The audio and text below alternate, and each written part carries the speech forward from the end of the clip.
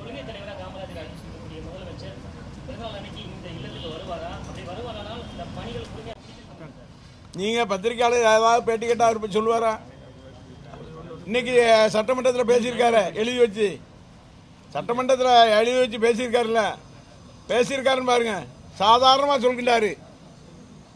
உங்க அப்பாவை காணோங்கிற மாதிரி பேசுறாருன்னு சொன்னா இவரு காணாம போறதுக்கு எவ்வளவு நாள் ஆகும்?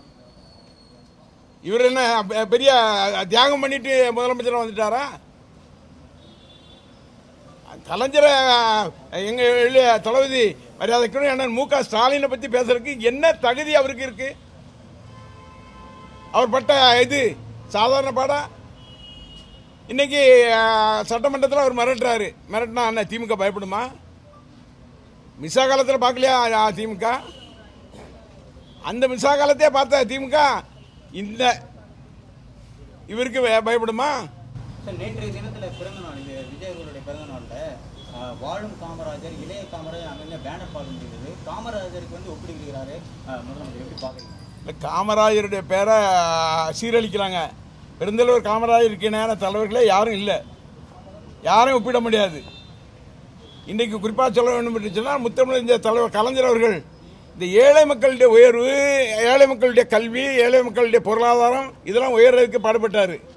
அதுபோல் பெருந்தலைவர் காமராஜர் கிராமத்தில் இருக்கின்ற மக்கள் கண்டிப்பாக படிக்கணும், அவன் ஆரம்ப பாடசாலையில் படித்து அவன் வளரணுங்கிற வகையில் நினைத்த கல்விக்கு கண் தந்தவர் பெருந்தலைவர் காமராஜர் அவர்கள். ஒவ்வொரு வாட்டியும் சட்டப்பேரவை நீங்கள் பேசும்போது அதான் நடிகர் இப்போ முதலமைச்சராக கடந்த முறையும் எம்ஜிஆர் வரும்போதும் இந்த மாதிரி தான் அவதூறு பரப்பினாங்க மாதிரி சொல்லுவாங்க. ஏங்க எம்ஜிஆருக்கும் இவர் இப்போ இருக்க முதலமைச்சருக்கும் ஒப்பிட முடியுமா? எம்ஜிஆர் என்ன சாதாரண ஆளா? அவர் செய்திருக்கிற தியாகம் சாதாரண தியாகமா? அவர் வாரி வழங்கியிருக்காரு, அவர் சம்பாதிச்ச பணத்தெல்லாம் ஏழைக்கு வாரி வழங்கியிருக்காரு. அவர் சாதாரணமாக தான். அவரை ஒப்பிட்டு பேசுறீங்களாங்க. அவர் எவ்வளோ காலம் திமுகவில் இருந்தார்? அவர் தேர்தலை சந்திக்கின்ற போது பரங்கி வேலையில் மாவு கட்டோட துப்பாக்கி குண்டு பட்டுல தேர்தலில் நின்னாரு. அதுக்கு முன்னால எம்எல்சியா இருந்திருக்காரு, கழகத்தினுடைய பொருளாளராக இருந்திருக்காரு.